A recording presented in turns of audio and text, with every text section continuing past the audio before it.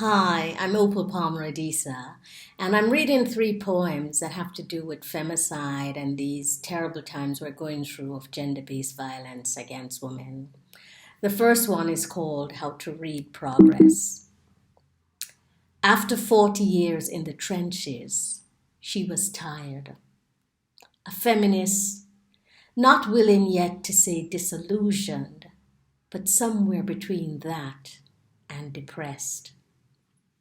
She had taken off her bra and tossed it in the bonfire, not just for sexual freedom, to stop the hate that she was still helping women to cope with the same conditions, a fist to the face.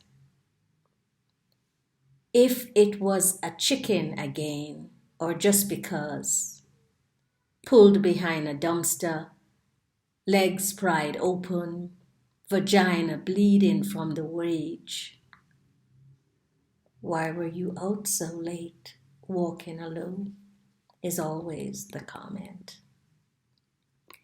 Yes, there are tangible gains, but many young women and girls are still being sodomized and trafficked.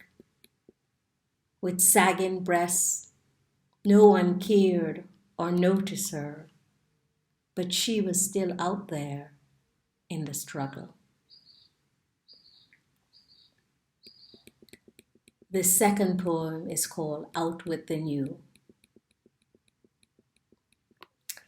As she stood waiting for the juice vendor to blend equal amounts of persimmons and pomegranates, she couldn't help but notice women with bags pacing near the bus stop. They appeared as discarded trash, many disoriented, dazed, waiting. Who are these women? She asked the man, concentrating on blending the juices. He shrugged. They are the first wives thrown out for the new. She had heard about this practice and had seen a few women on the streets of Cairo with children begging, treated as plague even by other women. Afraid, she supposed, should they sympathize, they too might be put out by their husbands for a new, younger wife.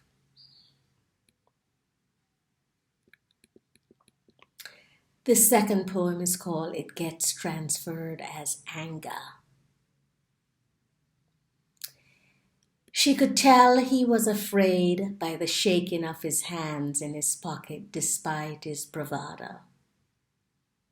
She could tell he hated to have to make all the decisions at work, and even at home is also gnawing his stomach.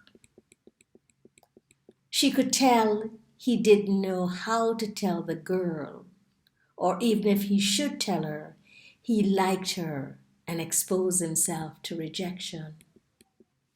She could tell he wanted to laugh, but he was taught that being a man was, deep down, that was not who he was or wanted to be. She was certain he loved lemon and laughter, and that his mouth tasted like pumpkin.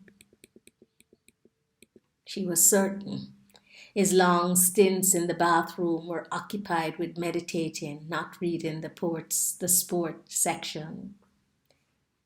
And she was certain he wanted to brush his daughter's hair if he ever had one, spend the day volunteering in the classroom, then enjoying an ice cream cone with her at the park after school. So when the gun went off, and the bullet ended the life of the man dressed in pink, walking with his partner down the street, carrying a bouquet of ranunculus. The shooter's aim was veiled envy.